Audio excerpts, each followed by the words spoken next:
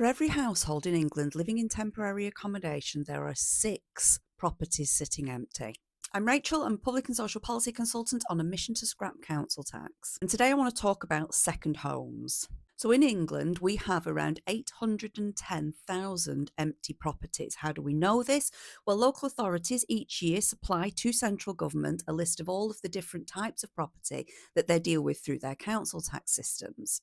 And the latest figures that we have show 810,000 empty properties. Within this 810,000, there are 268,000 second homes, which are properties that are furnished and sitting empty, the vast majority of which are rented out as Airbnbs. Meanwhile, the number of families living in temporary accommodation has never been higher, and it is increasing every day. And we currently, shamefully, have 135,000 households, which include 175,000 children, living in temporary accommodation that is not fit for purpose, like emergency bed and breakfasts. So for every household living in temporary accommodation, there are 2 second homes sitting empty. Why are so many households in temporary accommodation? Well, there are a number of factors. One being that social housing has decreased. Since the right to buy, which means people are given the opportunity to purchase the social home that they're in, the council house that they live in, those council houses have been sold off, and we've lost somewhere in the region of 2 million social houses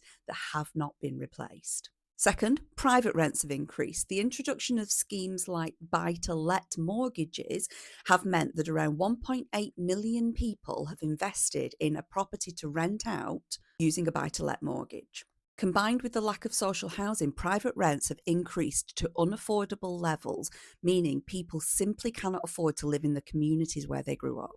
What are all these properties doing empty? Well, around 350,000 to 400,000 of them are Airbnbs. And people who invest in Airbnbs or buy-to-let mortgages or second homes to rent out may not think that they're doing much harm, but collectively, they've taken an enormous amount of housing away from the market.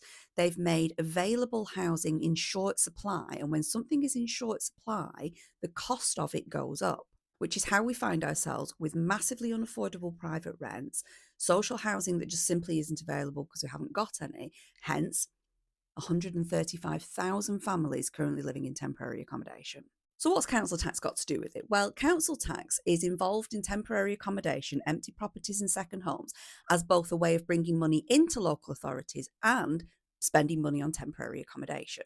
So over the last few years, the government have given councils powers to increase the amount of council tax that somebody pays on an empty home or a second home. It's a really good example of local authorities using financial levers in their policies in order to influence behaviour. And most councils, almost all councils now, have a policy where empty property, if it's left empty for more than a couple of years, and it goes up in stages, but basically if it gets to 10 years, you could be paying 4 times the council tax. Now, empty property is actually a pretty good example of where we can use council tax or something like council tax in order to support social outcomes. And in particular, last year, people with second homes saw the council tax on that second home double. Yes, there is an argument to say that Airbnb, short-term lets, tourism revenue is good for the local economy, but we're doing this at the expense of local housing stock, meaning housing is not available for people who want to live locally, and people are being priced out of their local communities. Because for councils, the fun doesn't stop there, because when we have as many households in temporary accommodation as we have, it's councils that are footing the bill.